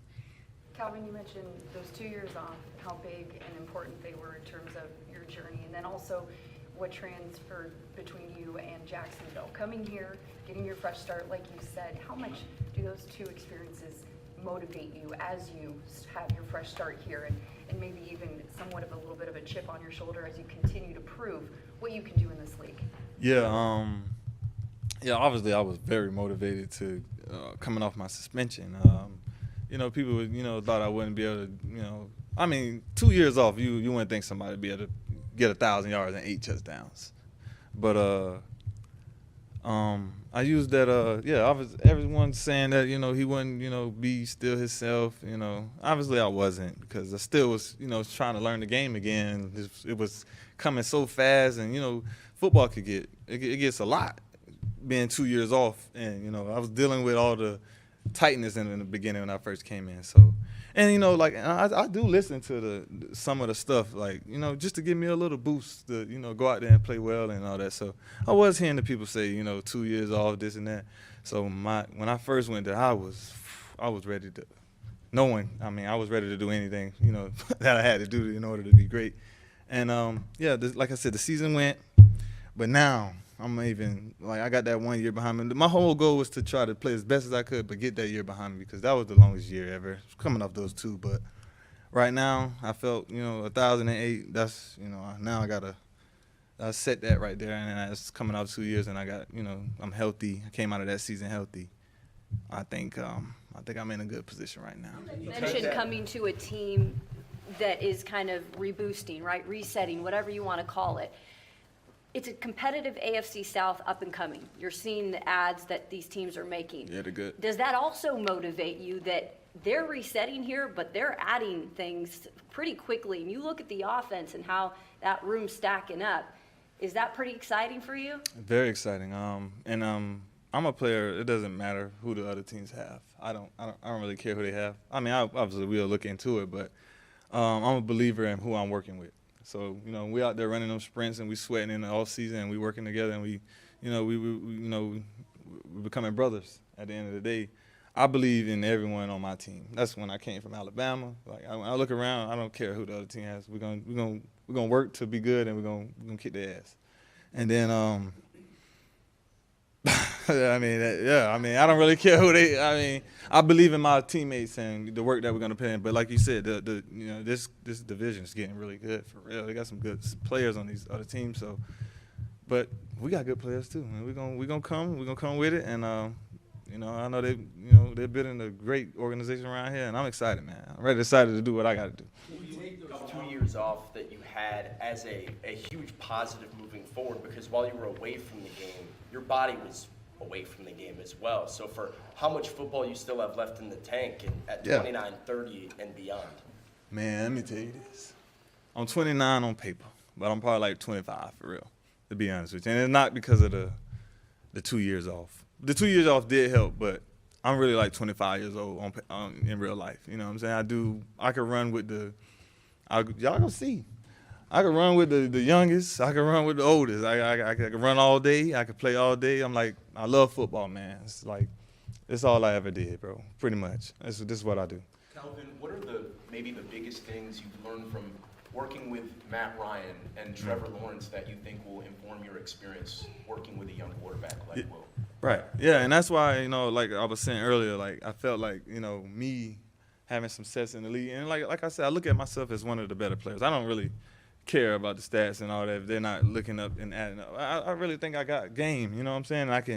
I watch film and I see it, how we can play. So, being with Matt Ryan, me and him throwing crazy amount and watching a lot of film and just seeing how we're going to break a defense down throughout the week. And, obviously, Julio, I was under Julio too, so I learned a lot from them. And, and then going with Trevor, we would have those same type of conversations and put ourselves in, good positions to, get at the defenses. And I just feel like that, especially talking to I haven't talked to him yet, but just watching him and just hearing him, I heard him say some things about me. I feel like I can talk to him pretty good, and we can get a good, feel of how we want to move and play. And, obviously we got to throw a lot, but I think it starts right there in those sessions. You actually offense, Calvin, and kind of, are you excited about what Brian Callahan's track record was at Cincinnati with throwing the ball quite a bit? I'm sorry, can you say it one more time? But Are you excited about what, the prospects of a Brian Callahan offense, and you kind of encouraged by his track record in Cincinnati? Yeah, for sure. I mean, I watched that offense for a while over there that they had. I mean, obviously, I'm a receiver. I love to catch the ball. And I just liked how, he could put me in a lot of different spots and move me around, which I think I didn't do as much as last year. So I'm very excited to, really do whatever they want me to do. You had said you wanted to speak for yourself. There's a lot of stuff on the internet, whatnot. Calvin Ridley signed this deal. He's going to blow it away. He's not going to be the same player. Right. Tell everybody why that's not the case. Because I had 2 years off, and I came back and got 1,008 yards. So I had 2 seasons off. I mean, I'm a hard worker. I play football. I can't even. I don't even understand. It doesn't hit me how it's hitting y'all. I mean, I earned this. That's all I know. I mean, this is not hitting me like that. Why do you think there's that perception about you, though? They would do that to anybody. They'll do it to you. You know what I'm saying? I mean, I can't worry about that. If I do, then I'm going the wrong way. You know what I'm saying? So I'm only going this way. My family over there. I'm excited. They got me here. I'm ready. Man, I play football. Who's in that Pop Warner League when you were a kid? Who maybe was in that Pop Warner League when you were a kid? And how much did that maybe inspire you, even young, to be around such good players? I played with. There's a ton of players from my hometown. I mean, football is really where I'm from is like another, outlet in order to get away from a lot of the things that are going on. So, I mean, once I realized that this was what I loved and dreamed of doing, and watching it on TV, seeing the Michael Irvins that are from my area, the Asante Samuels that are from my area, watching them, and then being around the community and everyone is doing the same thing, it was a no-brainer that I wanted to go to college and play football, and I wanted to potentially make it to the NFL. So, but also Lily, it was with Lamar Jackson, my brother Riley Ridley, Eddie Jackson. Man, there's a long list of talent. One more for you. You used to eat, I guess, chicken wings, fries as your pregame meal when you're at Atlanta. You still do that? What's your pregame look like? No, I don't do that no more. I used to do it. I don't know. My man's Kenny. He used to. I love wings back then, man. And back then I could eat anything before the game. I mean, I still probably can, but yeah, I used to like macaroni and cheese, wings before the game. I don't know why, man. I just feel my stomach. I like to be full before a game because I'm gonna burn it all off. I want to make sure the stomach's full. So I get me some macaroni and some lemon pepper wings. Thank y'all. Thank y'all. Appreciate it. That is Titans wide receiver Calvin Ridley meeting with the media for the first time. A lot of stuff there. He will sit down with Buck Reising live from Ascension St. Thomas Sports Park. Coming up next on 104.5 The Zone.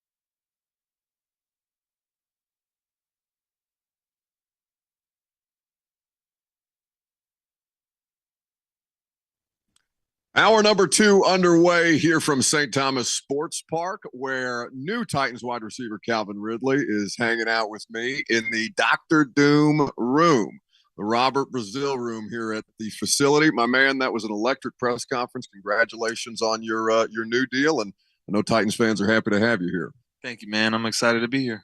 Yeah, so for you, there has to be so many different emotions and so many things going on, especially this being truly the first time that you've been a free agent. What was kind of that like on you and your family and your reps? I mean, I know it had to have been a little touch and go there for a couple of weeks. Oh, man.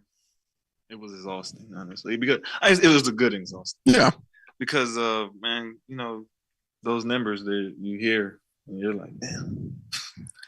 It's kind of overwhelming. Honestly. Yeah. It's just really overwhelming, but it's a blessing. And I'm excited to be here, and thank God, Titans gave me an opportunity, gave me that call, and I'm just ready to showcase my talent. So for people who don't ever get to see that kind of money in their lives, right? When you talk about the numbers floating around,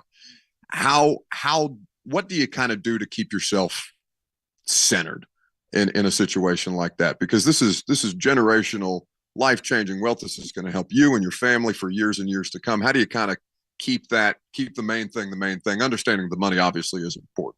All right. So for the first couple of days, like as the process was going, I felt okay. And it didn't happen. I just started feeling like overwhelmed or just very excited until the day that I got the call, and it was like, we're going to give you this. I was like, oh, my feelings were just way. So I would get on the phone with my boys, and I would tell them how I was feeling. They would just be like, one of my boys is very into, his mental and just being, at peace. Sure. So I was telling him how I'm like, bro, I'm all over the place. I'm just moving, walking right now. I just don't know how to feel. You know what I'm saying? So he sent me some music, some peaceful music, and I got on that. And a little zen. So just to move me out, just to get my anxiety a little down, because I'm ready, bro. I'm ready to go. You know what I'm saying? So I did that, and I just had to see my wife, talk to her, and just be like, yeah. Can you believe it? So, once we got past that and we got here and got up, it kind of the jitter started to go, and it's still a little in there right now, but I feel pretty good. Well, sure, it's an exciting time for you, for your family, as you mentioned, and for all the people who have helped you get to this point. And obviously, your experience has been so unique to go through the 2 years that you had, have the year in Jacksonville after a full year out of football, and then to rebound the way that you did. I know it wasn't entirely smooth sailing in Jacksonville. That's been discussed plenty. But for you, what was the biggest lesson that you learned from last year specifically, once you were back into things and started to kind of feel it out again? The biggest thing I learned is, no matter even how hard I work, I still got to take it over the top every time, because, my hard work, you don't see the hard work that we put in. You just see the game, right? I worked so hard, but sometimes it wasn't, coming to how I wanted it to be. So after the season, I said, hey, I worked hard though. I mean, it didn't go how I wanted. I got to work even harder. So I just got to put myself in a position to, slow down in those moments and nail those moments, so that I'm not having regret at the end of the day. So that's kind of how I look at it. I hate regret. Titans wide receiver Calvin Ridley hanging out here with us at the facility, just signed his new deal, just gave his press conference, and getting ready to do the full media tour after this, I'm sure. But for you mentioned, Jacksonville and having interest in going back there, and ultimately it didn't come out. And you mentioned your level of comfort. What was the thing that kind of lessened that comfort level for you that might have forced you to make a decision or pushed you in a different direction than you otherwise would have considered initially? Yeah, because it's tough to kind of have a bunch of stuff out there about you when you know how it actually went down, and the ability to set the narrative straight is important. It was just more like, I was raised under in my first years Atlanta, and I had vets, grown men, Matt Ryan, Julio Jones, very vets. You don't really gotta mess with them. They're gonna train, they're gonna work out, they're gonna come to work, they're gonna play good in the game. You know what I'm saying? So I was used to that, and learning from I learned all the stuff I was bringing to Jacksonville from them. Yeah. And I thought I had it. I'm gonna be all right. Y'all tell me what y'all need me to do. I'm gonna tell y'all, and this is how I'm gonna do it. And I'm gonna do it good for you. So once it was just a little weird, and I wasn't being able to do the things how I wanted to do it and all that. I was just sometimes it would get me out of get mad, and then now I'm like out of the game, and it just something I have to deal with that I can only explain and make sense to me because it was just things that, like I said, made me uncomfortable. For you, as you talked about at the press conference, the Titans were in it initially, and then made an offer to your representation about that. How much of that did you want to be like dialed into, or are you one of these people that just prefers to, I have an agent, they handle the contract negotiation, you let me know what you think the best thing is, and then I'll ultimately make the decision. What was your kind of approach to free agency? Yeah, this is my first time in free agency. My approach was like you said, I was going to let my agent pretty much do all the work and all the talking, and that's what I did. He did all the work and all the talking. But you're a pretty good agent. Once it was all over, obviously I got on the phone with the GM and coach and everybody. So, but yeah, I had to let my agent handle that because this is my first time in free agency, and he's the professional at that, and I just had to let him work. What was the conversation like with Rand? You mentioned GM and head coach Rand and Brian Callahan here. What was the conversation like when you ultimately figured out, all right, this is what it's going to be? Yeah, the GM, man, he said some of the things that just made me instantly like him. Yeah. He instantly was like, we're going to treat you like a man. We're going to put you, in positions to, that you want to be in. And, and then he told me a little bit about his background and where he was from and everything. And I can relate to him a little bit. So I kind of was like, I like him a lot just from that conversation. And obviously I came up here today and, we hung out with him for a couple of hours and, it's really good with my daughters and my wife. So easy person to talk to, Rand. Easy person to talk to, and I really like that. So I'm excited to continue to see him every day or whatever, and get up here and start working, man. Now, obviously, so early in the process, how you guys are going to go about things ahead of training camp and the regular season, this, that, and the other, very premature. But what about what you know of what they ran in Cincinnati excites you about the possibility of this offense now that you have Tony Pollard, Tajay Spears? You got DeAndre Hopkins opposite you, and this is all before they add pieces in the draft. What are the things that excite you the most about playing in a system similar to what they ran in Cincinnati? I know they pass. Yeah, they like to pass. Right. I know they like to pass, and I know the two backs that we have, they're really, really explosive backs and quick. And obviously D-Hop is over there, but I think with those already, you can do so much. And I'm the type of guy you could be creative with me. You could put me anywhere, and I'll do my best to make some shape, but I'm crazy excited about it. I love passing game. Yeah, they like it around here. We had Callie on at the combine. All I took away from that puff was a lot of touchdowns. A lot of touchdowns good in the future. And that's my plan. I plan to score a bunch of touchdowns. So I'm sorry. Go ahead. No, go ahead. No, you mentioned the versatility and the way that you're going to be able to now move around the formation and stuff like that. That wasn't exactly what they were doing with you in Jacksonville, and situation was different here. Personnel was different there. What do you think that is going to? Where do you see yourself fitting best within a system like this? Understanding that Hop can really be a true, line of scrimmage outside wide receiver. No, I could be the outside guy, but you also just don't. I'm a route runner. Don't limit my routes either. Then I could be an outside guy. I could be an inside guy every night. I'd rather be an outside guy than an inside guy, but just don't limit my routes. Right. Let me run everything across the field. I could be a 4-1 guy across the field is what I'm saying, because I have creativity to get over there. So let me run them all. Literally. Let me run all the routes. How much can that help define the throw for a quarterback? Because this is obviously a young player in Will Levis. He's heading into his second year. He's getting a lot of support around him this offseason as they try to improve upon their situation from the past two seasons where it's been a bit of a struggle. How much can a player like you, who understands that route craft at such a high level, help define the throw for the quarterback? Can help him a lot. But that doesn't just come from, practice. Me and Will have to go to the field. We got to go to the field. We got to talk. We got to throw. We got to talk. We got to talk. He's a talker.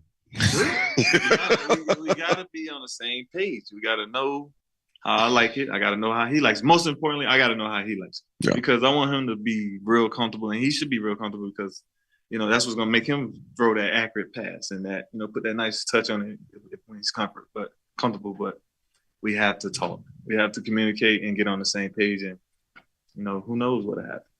For you, what was that like with Trevor Lawrence? Because Trevor, a little further in his career, but I think Trevor was in year 3 last year, heading into year 4. What was kind of that dynamic like, and how much did that help you? Because, of course, as you mentioned earlier, Matt Ryan was a former NFL MVP. This is somebody who had a player like Julio Jones, who had a certain system and a certain routine and understood all the level of detail as a veteran quarterback to expect those things and to help his skill position players, I'm sure, understand the kind of stuff that you're talking about. This is how I like this route depth, this particular angle, whatever the case may be. Yeah. Me and Trevor, like once I got they let pick the mic up a little bit. Oh, sorry. No, you're once you're all good. I know it doesn't feel like a radio show. I was hanging out in here chopping it up, but yeah. Once they let me back into the league, me and Trevor went instantly throwing. So we were trying to get, the timing down and, get the chemistry down a little bit, the first couple of sessions were like really, really, really good. And so that let us know that, all right, we're going to be at least decent. So, And the same thing with Will. We'll just get right to it right away. And the speed, he has to see how fast I can run. He had to see, how I stop and how I cut. Because I do it a little different than some other receivers. And, so once we do that and do it a lot, that's what you do. Now that you're back into it, I'm sure that the 2 years ago, you barely think about it anymore, although it may inform how you go about. Yeah, I'll never. So what about it won't you ever forget? Because that, like I mentioned earlier, it's just such a unique situation that you were kind of dropped into the middle of it. And, of course, there's accountability there as well. Yeah. But for you, this is for every player that comes through this league, it can be cold at times. You find out probably who's riding with you and who's not. Obviously, your family is there to support you through all of it. But what did you kind of learn about the people who you had in your life at the time and people who may have come through that with you on the other side to help you become the person and player that you are at this point? Yeah. When you go through something like that, everyone's going to show their hand now. Everyone's going to flip their hand around and, all right, this is what I got. So instantly I was like, okay, I see how it's going already. I see how people are acting. I'm gonna leave the season right now because I'm only hurting my team. And this was in 21. This is 21. Yeah. I'm hurting my team. I'm hurting myself, and I'm hurt. I am honestly hurt. I left the team, and then I started to see how people would be, good and bad. So some people would be good about it. Some people would be bad about it. And, honestly, I didn't care because I was doing something that I had to do for me, my family, and honestly for the team because I was hurting me and I was hurting myself. So once I did that, I went home. I did a lot of things, to, get better, therapy, everything, talking to my wife, hanging out with my kids. And that was honestly the most time I ever hung out with them before because I was always at work. Sure. Bro, I've literally hung out with my daughter for a year and a half, every day waking up, just chilling with her, having fun. You know what I'm saying? So once, like I said, I was at home and I'm realizing how people are. I didn't, I started just not caring anymore because forget y'all. Yeah. Y'all showed me your hand. You were bluffing me the whole time I was around you. So it's okay. But my family stuck it out with me. They didn't make me feel weird. I mean, not one day.